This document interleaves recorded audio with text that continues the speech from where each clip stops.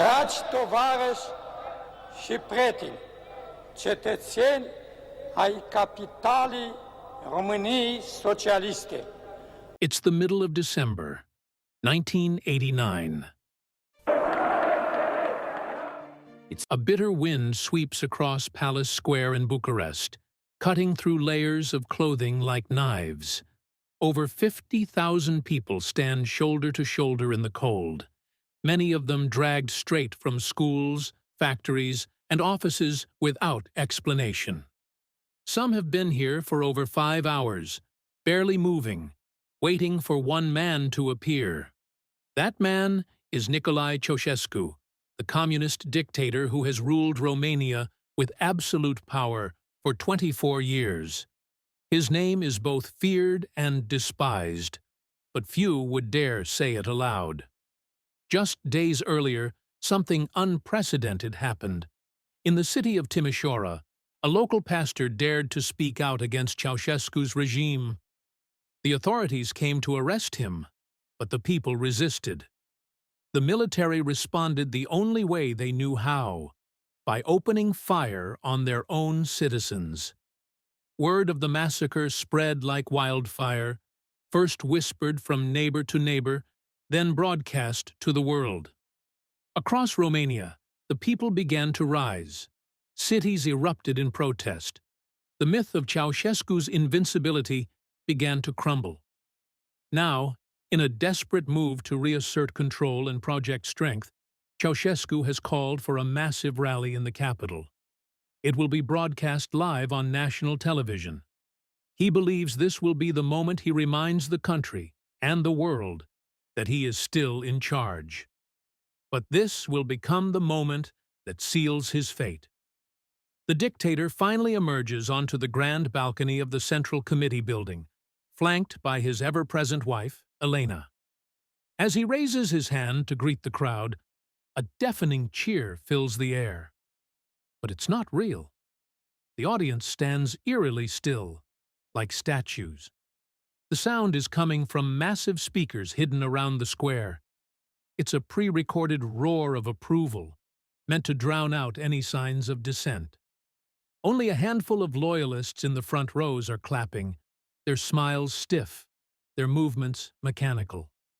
Ceaușescu, oblivious to the tension thick in the air, begins to speak. At first, everything appears to be going according to plan.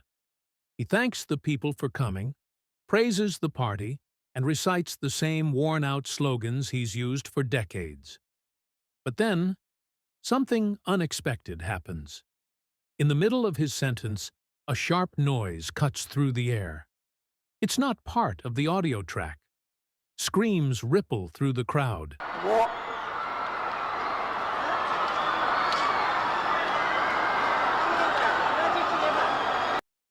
For a moment, Ceaușescu is confused, as if the idea of someone interrupting him is impossible. He raises his hand, trying to calm them. "Hello, hello," he mutters into the microphone, visibly rattled. His eyes scan the crowd. The mask of control begins to slip. From somewhere in the back, more shouting erupts. People begin to boo. Others chant. It's chaos. Live on television, the image of Ceaușescu, the untouchable ruler, is cracking before the eyes of millions. He leans toward his wife, whispering something. Her face tightens. She shouts at the guards. "They're coming! They're entering the building!" Panic sets in. The camera feed is suddenly cut. For the first time in decades, state TV doesn't know what to do. Ceaușescu's personal security scrambles. The building is quickly sealed, but it's too late. The people have finally spoken, and they're not turning back. What started as a choreographed show of loyalty has transformed into a full-scale uprising, one that will bring down not just a man, but an entire regime. Off-camera, chaos is unfolding. Demonstrators have broken through the barriers and are now storming toward the Central Committee building, exactly where Ceaușescu is still standing, still trying to speak. The cameraman, trained for this very moment, lifts the lens to the sky, obeying strict orders to avoid filming anything that might betray the illusion of control. But it's already too late. The chants from below grow louder, and now the demonstrators are directly beneath the balcony. Ceaușescu and his wife Elena shout down at them, frantic, demanding they stay back. The disbelief in Ceaușescu's voice is unmistakable.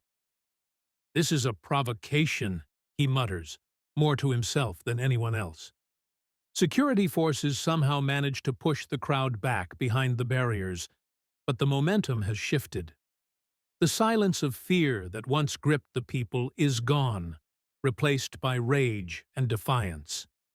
Trying desperately to regain control, Ceaușescu stumbles through the rest of his speech, hastily announcing sudden wage increases and higher pensions, hoping to pacify the crowd. But the words fall flat. The people have heard it all before. As the rally ends, thousands refuse to leave. They linger. Then they march, spreading out through Bucharest, shouting, "Down with Ceaușescu," and crying out for freedom. Ceaușescu, still in the capital, is furious. He believes the protests are a threat he can still crush with force. He calls in tanks, soldiers, and the dreaded Securitate, the brutal secret police loyal only to him. The crackdown is swift and merciless. Protesters are gunned down in the streets. Snipers take position on rooftops and fire into crowds. Those who take shelter in buildings are hunted.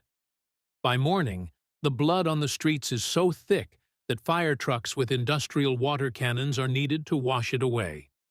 Inside his fortified headquarters, Ceaușescu finally breathes a sigh of relief. To him, the nightmare is over. The uprising has been crushed, and Romania will return to the iron stillness he's imposed for decades. "It's done," he tells Elena, certain that order has been restored. But he couldn't be more wrong. Just before dawn, the first reports begin to trickle in. In cities across the country, vast columns of workers are abandoning their factories. They're not going home. They're marching toward the heart of Bucharest. Word spreads quickly.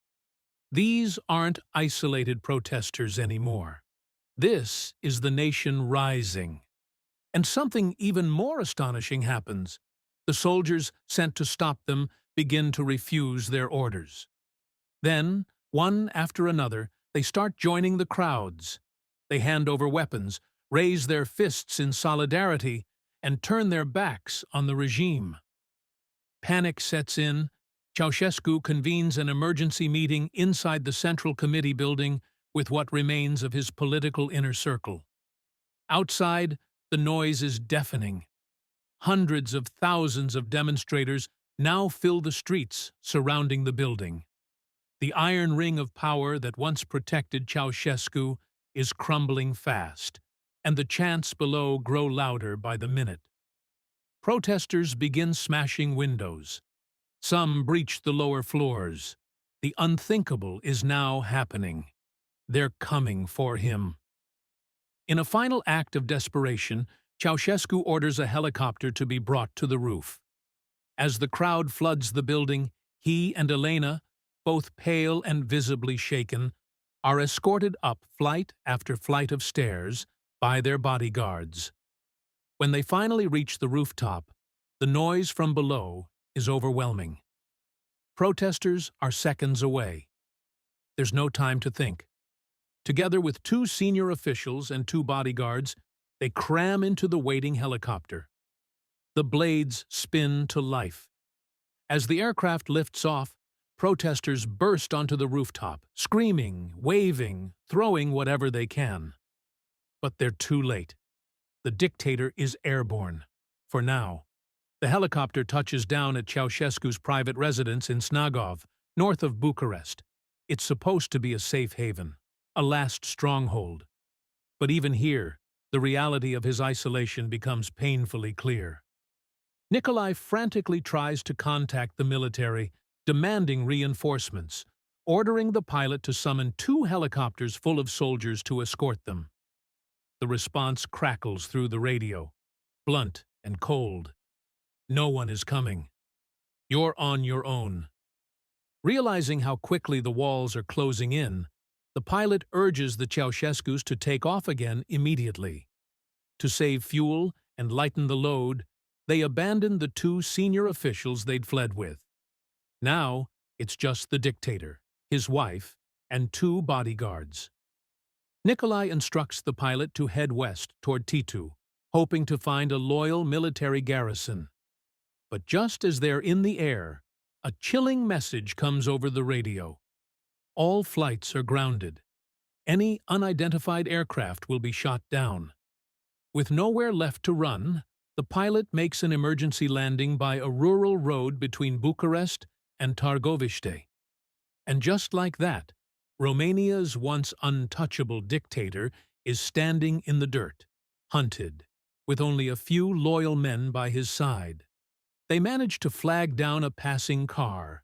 A bicycle mechanic named Petre takes them in, unaware of the danger. As they drive, the car radio begins to play.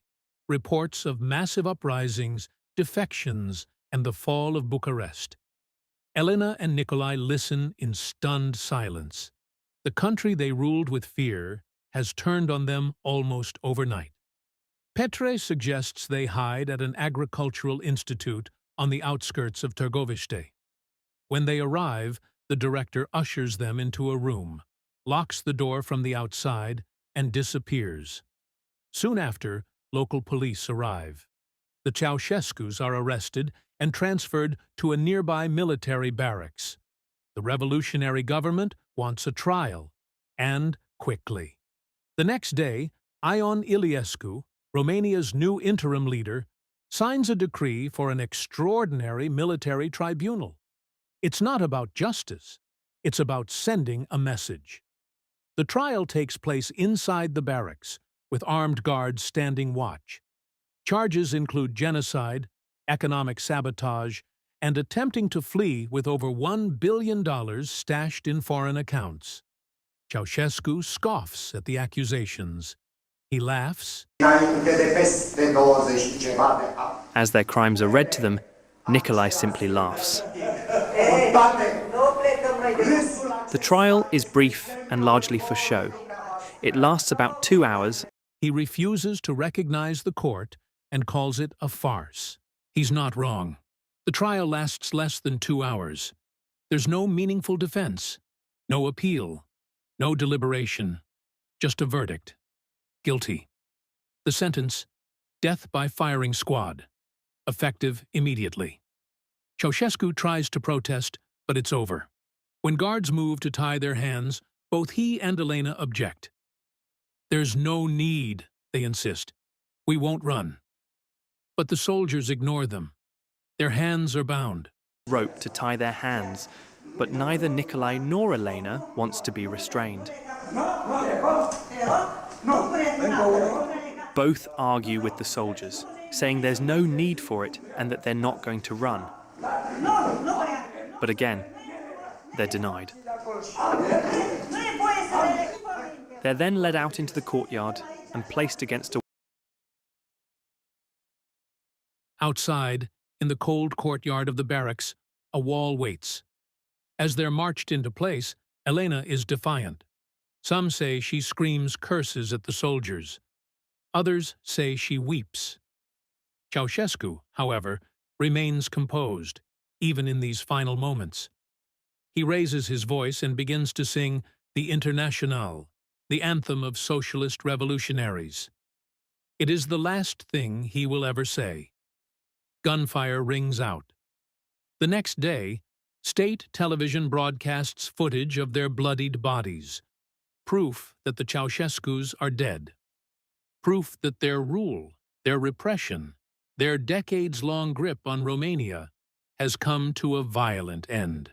In May 1990, Romania holds its first free elections since 1937. Over the years that follow, the country joins NATO, enters the European Union, and begins the long process of rebuilding, no longer under dictatorship, but under democracy.